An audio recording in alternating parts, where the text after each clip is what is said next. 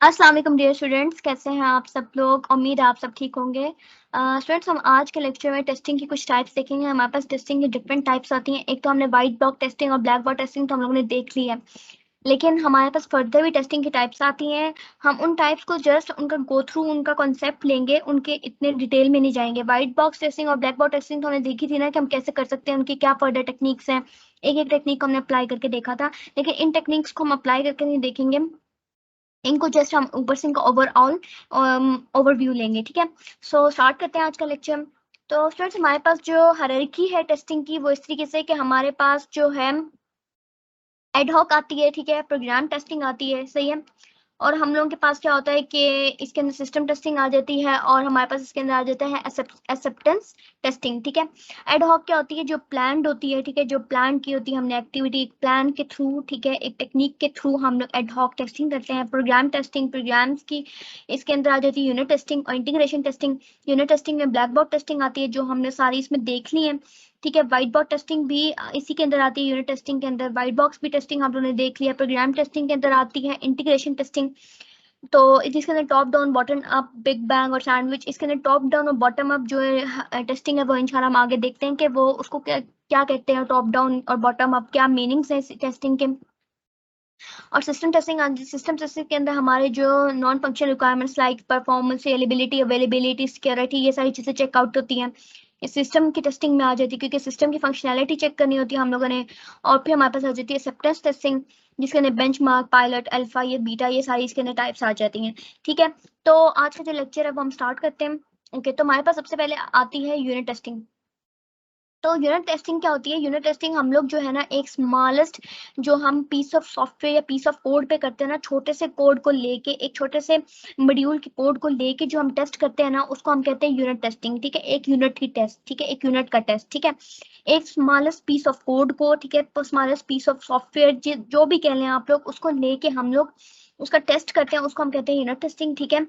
और ना हम इसको क्या कहते हैं कि इसके अंदर हम अपनी क्या क्या चेक कर रहे थे, फंक्शंस, प्रोसीजर्स, क्लासेस, इंटरफेसेस, ये सारी चीजें आ जाती हैं जो हमारी यूनिट टेस्टिंग होती है। इसके अंदर हमारी क्लासेस भी हो सकती हैं। हम जाहिर सी बात है, जिस यूनिट को हम चेक कर रहे हैं उसके अंदर इंटरफेसेस, क्लासेस और फंक्शन सब कुछ होंगे, तो उन सबको हम चेक कर रहे होते हैं, ठीक है।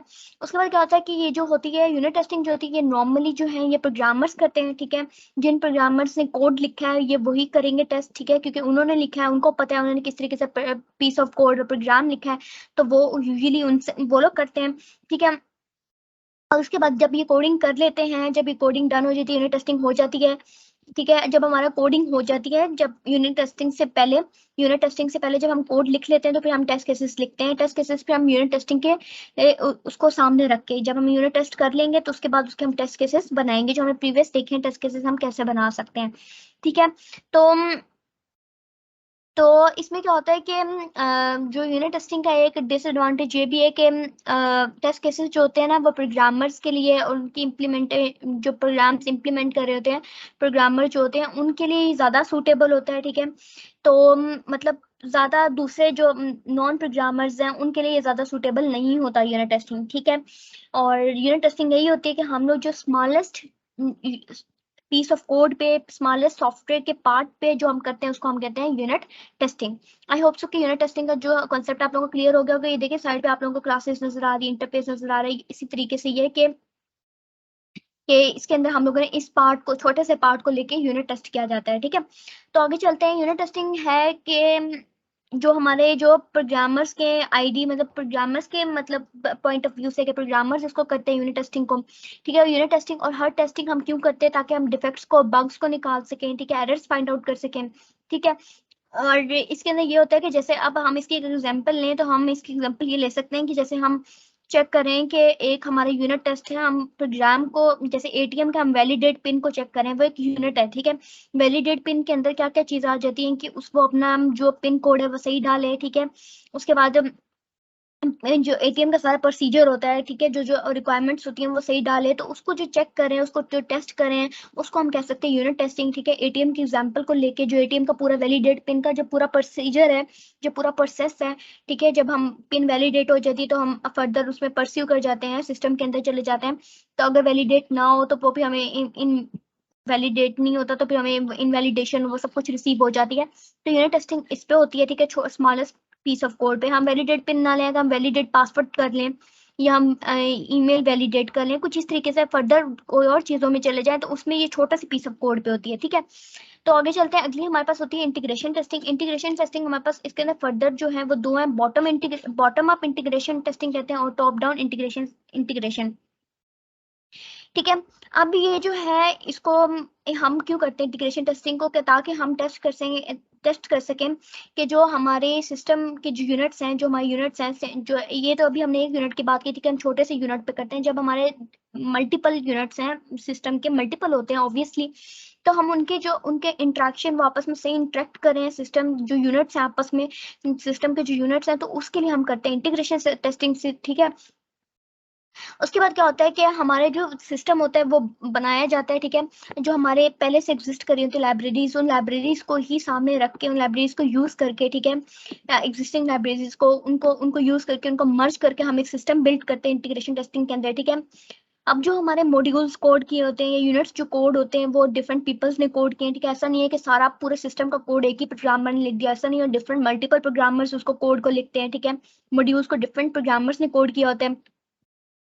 ठीक है, अब इसके अंदर क्या होता है कि हम लोग मेनली जो होता है ना इंटरफेसेस, जो मतलब यूनिट्स के, जो हमारे जो सिस्टम के अंदर यूनिट्स हैं, मल्टीपल यूनिट्स हैं, एक नहीं दो नहीं तीन, जितने भी यूनिट्स हैं उनके जो इंटरफेसेस हैं उनको हम ज्यादा फोकस में रखते हैं इंटीग्रेशन टेस्टिंग के अंदर, कि हम उसको ज्यादा टेस्ट करते हैं, वो सब कुछ करते हैं। तो इसके अंदर जो होता है ना बॉटम अप इंटीग्रेशन टेस्टिंग आ जाता है और टॉप डाउन इंटीग्रेशन टेस्टिंग आ जाता है। तो इन दोनों जो टेक्निक्स हैं इन दोनों को हम फर्दर देखते हैं कि क्या होती है।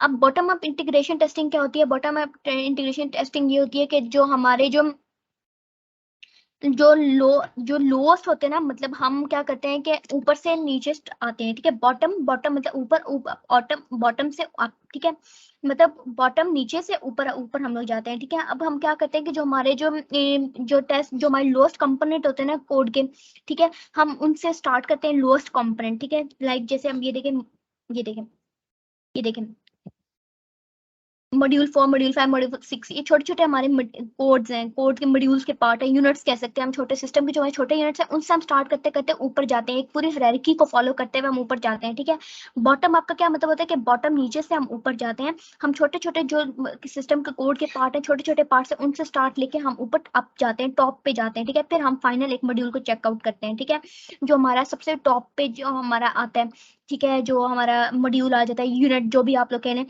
तो हम लोएस्ट कंपोनेंट से शुरू करते हैं, जो हमारे सबसे छोटे छोटे, जो हमारे प्रोग्राम के अंदर फर्दर हमारा प्रोग्राम डिवाइडेड होता है ना, बड़ा मॉड्यूल, छोटे मॉड्यूल्स, छोटे फर्दर हमारे छोटे मॉड्यूल्स होते हैं, तो हम छोटे से स्टार्ट करते हैं। ठीक है, ठीक है, अब क्या होता है कि हम लोग जो है, मतलब जब हम सॉफ्टवेयर टेस्टिंग के अंदर, मतलब जब हम मिडल फेज होता है, ठीक है, उसके अंदर हम लोग इंटीग्रेटेड, मतलब जो कोड यूनिट्स होते हैं, जो टेस्टिंग मतलब हम उनको टेस्ट करते हैं, जो कोड यूनिट्स होते हैं, जब हम लोग टेस्टिंग के फेज में होते हैं ना, तो हम जो है जो कोड है इंटीग्रेटेड कोड, जैसे हमने डिफरेंट मॉड्यूल्स को आपस में जोड़ा होता है ना, हमारा सिस्टम ऐसा तो नहीं कि एक ही मॉड्यूल से बन के बना, डिफरेंट मल्टीपल मॉड्यूल से बन के बना होता है। तो हम जो मल्टीपल मॉड्यूल्स हैं उनको, उनके कोड यूनिट्स को हम टेस्ट करते जाते हैं। ठीक है, ठीक है, ऐसा नहीं कि हम आखिर में एक पूरे कोड को चेक करें, हम ऐसे जैसे छोटे छोटे जैसे हमारे कंपोनेंट बनते जा रहे हैं, छोटे छोटे मॉड्यूल्स हमारे तैयार होते जा रहे हैं, तो हम उनके साथ साथ टेस्टिंग स्टार्ट कर देते हैं। ठीक है, तो ये होती है बॉटम अप, कि हमने नीचे से लोएस्ट कंपोनेंट से स्टार्ट करना है। ठीक है, कोड के, ठीक है, उसके बाद हमने ऊपर जाना है, ऊपर टॉप कंपोनेंट पे जाना है। ठीक है, क्योंकि बॉटम अप इंटीग्रेशन टेस्टिंग है, सही है। और इंटीग्रेशन का क्या मतलब होता है कि हमने मल्टीपल मॉड्यूल्स को इंटीग्रेट किया होता है, हमारा सिस्टम मल्टीपल मॉड्यूल्स को इंटीग्रेट करके बना होता है।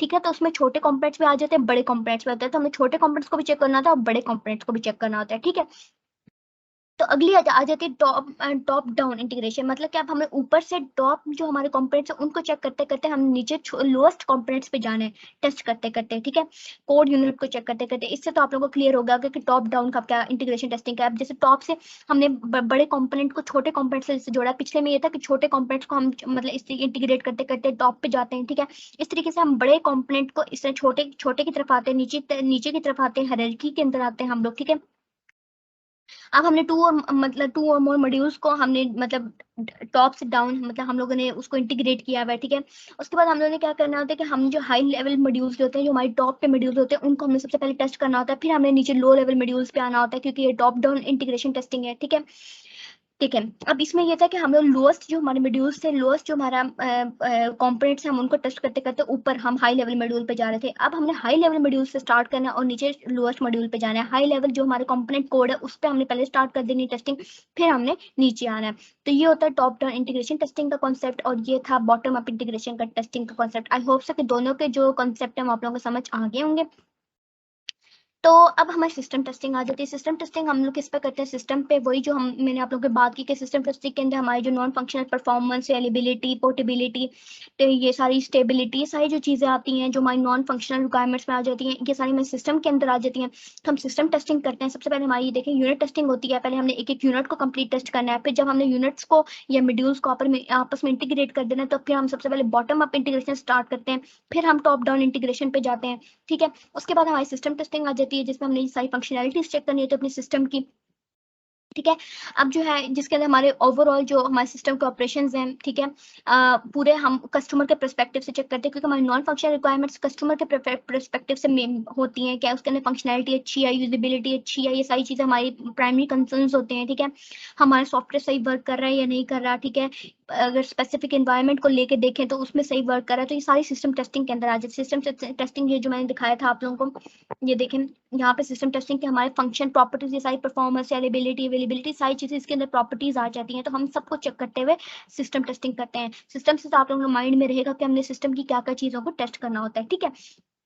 उसके बाद हम लोग क्या आ जाती है रिग्रेशन टेस्टिंग। रिग्रेशन टेस्टिंग क्या होता है कि हम लोगों ने क्या करना होता है कि अब जो है कि अगर हमने किसी मतलब सिलेक्टिव जो हमारा सिस्टम का कोई मॉड्यूल है जिसको हमने मतलब रीटेस्ट किया, मतलब हम लोग को लगता है कि इसमें कोई बग्स हैं या कोई हम लोग को लगता है इसमें एरर्स हैं, तो हम उसको टेस्ट करेंगे दोबारा। सिस्टम के किसी छोटे से पार्ट को, कंपोनेंट को, यूनिट को, जो भी कर ले, छोटे से मॉड्यूल को अगर हम टेस्ट कर रहे हैं, ठीक है, तो हम रीटेस्ट करने के बाद, ठीक है, रिग्रेशन टेस्टिंग में हम ये करते हैं कि हम रीटेस्ट करने के बाद वो जो कंपोनेंट है, रीटेस्ट करने के बाद हम देखते हैं कि जो हमने रीटेस्ट करने के बाद जो उस कंपोनेंट के अंदर वेरिफिकेशन ऐसे बताएगा, हमें एरर्स फाइंड आउट उसमें मिले हैं या बग्स मिले हैं, तो हम ऐसी बात उसको मॉडिफाई करेंगे उस पार्ट को। तो हमारा ये ध्यान में रहता है कि हम लोग ने उसको वेरीफाई करने के बाद, जब हमने उसको मॉडिफाई कर लिया, ठीक है, जो हमने सिस्टम या कंपोनेंट के अंदर हमें लगा है कि एरर्स हो सकते हैं, बग्स हो सकते हैं, उसको हमने मॉडिफाई किया है, ठीक है, उसके बाद हम लोगों ने क्या करना है कि हमने ये वेरीफाई करना है कि जो हमने मॉडिफाई किया पार्ट को, तो उसका कोई इफेक्ट तो नहीं पड़ा, अनइंटेंडेड इफेक्ट तो नहीं पड़ा सिस्टम के ऊपर मॉडिफाई करने के बाद। क्योंकि हमने छोटे से पार्ट को जो हमने साइड पे रखा हुआ था, जिसको हमें लग रहा था कि बग्स या इसमें एरर्स हो सकते हैं, हमने उसको रीटेस्ट किया है। ठीक है। और रीटेस्ट करने के बाद अगर हमें कोई लगा है कि इसमें एरर्स या इस तरह बग्स हो सकते हैं, तो हमने उसको मॉडिफाई किया है। तो मॉडिफाई करने के बाद हम लोग ने ध्यान में रखना है, हमने देखना है कि वो जो पार्ट कॉम्पोनेंट जो हम लोगों ने मॉडिफाई किया, तो उसका कोई इफेक्ट तो नहीं पड़ा हमारे सिस्टम के ऊपर। ठीक है। या हम लोग की उसकी वजह से हमारे जो हमारी रिक्वायरमेंट्स हैं उन पे तो नहीं कोई कोई इफेक्ट पड़ा। ठीक है।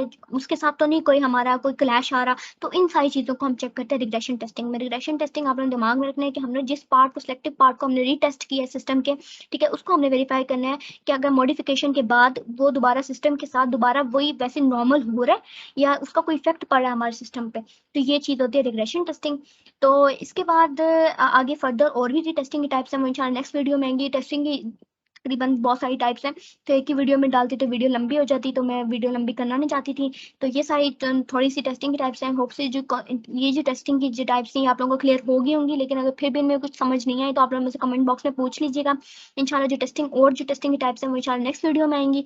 और तब तक अपना बहुत ढेर सारा ख्याल रखें और मुझे अपनी दुआ में याद रखें, और अल्लाह हाफिज़।